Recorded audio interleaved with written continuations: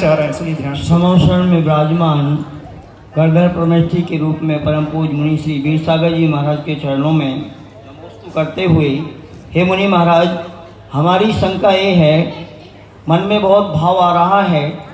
अभी अभी जैसे घोषणा हुई कि जो एक महान नगरी कहलाती है हस्तिनापुर, जहाँ पर सुबह सभी लोगों ने देखा होगा कि जिन विषव सागर महाराज को 1 वर्ष तक और कुछ महीने तक भी आहार नहीं मिला, ऐसे उस हस्तिनापुर में एक नवीन जिनालय बन रहा है।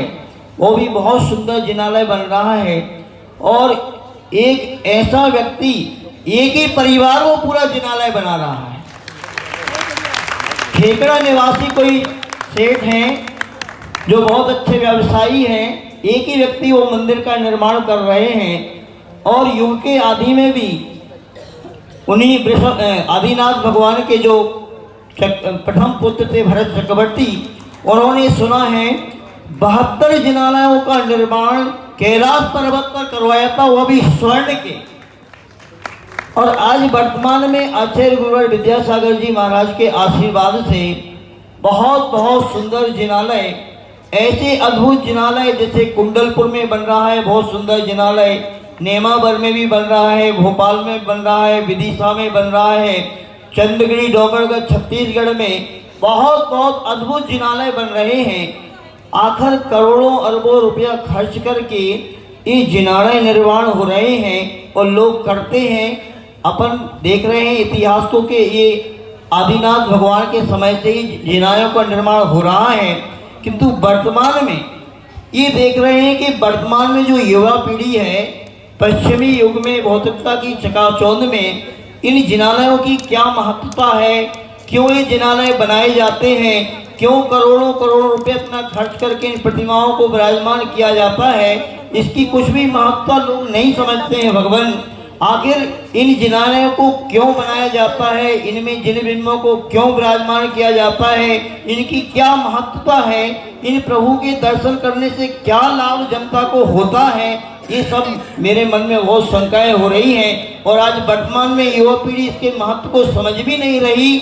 आज वर्तमान में ऐसा वातावरण चल रहा है, विशेषकर से जो छोटे छोटे बच्चे हैं, युवा बच्चे हैं, वो मंदिर आते ही नहीं। तो इसका क्या कारण है, इसके समाधान करने का पूज्य महाराज श्री धवल सागर जी ने जो प्रश्न किया है वो खासकर आज की समाज को लेकर के, जनता को लेकर के ही किया है। आप लोगों के जो प्रश्न उठते हैं उन्हीं प्रश्न को महाराज श्री ने अपने श्रीमुख से रखा है। बहुत अच्छा प्रश्न, बहुत सारी जिज्ञासा है लोगों की कि इतना खर्च क्यों किया जाता है, मंदिर बनाने में करोड़ों रुपए लग जाते हैं, उससे अच्छा हॉस्पिटल बना दिया जाए, पशु चिकित्सालय बना दिया जाए तो क्या परेशानी, गरीबों को ध्यान दीजिए। देखो, दान 4 प्रकार के होते हैं, उसमें सर्वप्रथम दान आता है जिससे व्यक्ति का सम्यक दर्शन सुरक्षित रह सके। जब जितनी अच्छी भावना आपकी मंदिर निर्माण में हो रही है कि क्यों खर्च किया जा रहा है, ऐसा ही प्रश्न आपकी शादी में क्यों 5-5 करोड़ खर्च होते हैं, ऐसा प्रश्न आप लोग क्यों नहीं उठाते हैं। 2-2 करोड़ रुपए की जब रिसेप्शन करते हैं उसमें सिवाय पाप का अर्जन होता है, ऐसी जिज्ञासा वहाँ क्यों नहीं उठाते हैं। हर परिवार मिलकर के ऐसा भी तो कर सकता है, एक सामूहिक आदर्श विवाह, सामूहिक विवाह कर ले, करोड़ों रुपए बच जाएंगे, 11 रुपए में तिलक हो जाएगा, 7 फेरे लग जाएंगे और सारी की सारी राशि बचत हो जाएगी। ऐसा भी तो आदर्श उपस्थित किया जा सकता है। लेकिन जब विषयों में खर्च करने की बात आती है तो व्यक्ति जी जान लगा करके खर्च करता है, और जब भी जिनालय के निर्माण की बात आती है तो व्यक्ति के मन में प्रश्न उठते हैं। मुख्यतः समझिए इस बात को, जिनालय कभी भी व्यर्थ नहीं जाते हैं। जिनबिंब दर्शन से सम्यक दर्शन उत्पन्न होता है, यानी उसकी मिथ्या भ्रांति दूर हो जाती है, गलत विश्वास दूर हो जाता है, जिसके मन में सम्यक दर्शन उत्पन्न हो जाएगा ऐसा जीव ऑटोमेटिकली स्वभाव से ही 8 अंगों का पालन करने वाला होगा। वह वात्सल्य अंग का पालन करेगा, वह करुणा अंग का पालन करेगा, वह अभयदान देगा जीवों को, वह जीवों की रक्षा करेगा, वह हॉस्पिटल में बनाएगा, बच्चों को, गरीब बच्चों को पढ़ाएगा, उनकी औषधि में खर्चा करेगा। लेकिन ये तब संभव होगा जब हमारे पास एक रोल मॉडल होगा। जैसे आचार्य गुरुवर विद्यासागर महाराज जी एक रोल मॉडल के रूप में आए तो इतनी सारी जनता जैन समाज की अहिंसक मार्ग में लग गई। ये एक व्यक्ति के द्वारा की हुई तपस्या का प्रताप है। ऐसे ही कोई एक जिन मंदिर बना ले और जिन मंदिर आकर के जब भगवान के दर्शन पूजा करता है उसकी श्रद्धा बदल जाती है तो वो पाप के मार्ग को छोड़ करके, हिंसा के मार्ग को छोड़ करके अहिंसक वृत्ति अपना लेता है और सच्चे वीतरागी देव गुरु शास्त्र से बन करके वह पुण्य के कर्म करता है और ऑटोमेटिकली उसकी जीवनचर्या व्यवस्थित होने लगती है। इस सामान्य जनता महाराज ये नहीं जानती कि सम्यक दर्शन क्या होता है, सम्यक ज्ञान क्या होता है, सम्यक चरित्र क्या होता है। आप सीधी सादी भाषा में ये समझाएं कि प्रभु की क्या महिमा है, लोग ये मंदिर क्यों बनाते हैं, और आज वर्तमान में लोग दर्शन करने क्यों नहीं आ रहे हैं।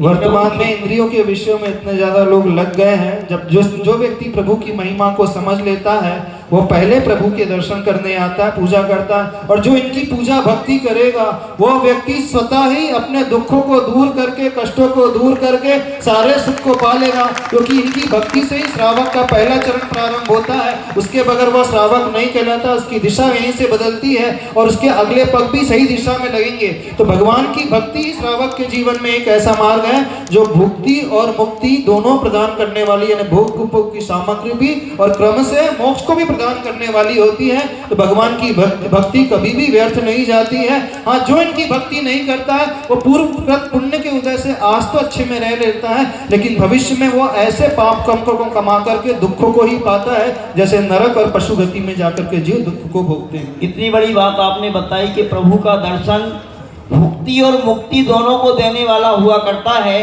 तो आज इतना ये जन समूह बैठा है, मैं निवेदन करना चाहता हूँ महाराज कि आप इन सारी जनता को संकल्पित कराएं कि जब प्रभु दर्शन की इतनी बड़ी महत्ता होती है तो जितना जन समूह यहाँ पर बैठा है वो आज भगवान के समोषण में प्रतिज्ञा करे कि हम 24 घंटे में एक बार भगवान का दर्शन अवश्य करेंगे। हाँ, बहुत सुंदर प्रतिज्ञा दिला रहे हैं महाराज श्री। देखो आदिनाथ भगवान के समोसरण में बैठ करके कितने लोग नियम लेने के लिए तैयार हैं, हाथ खड़े करें।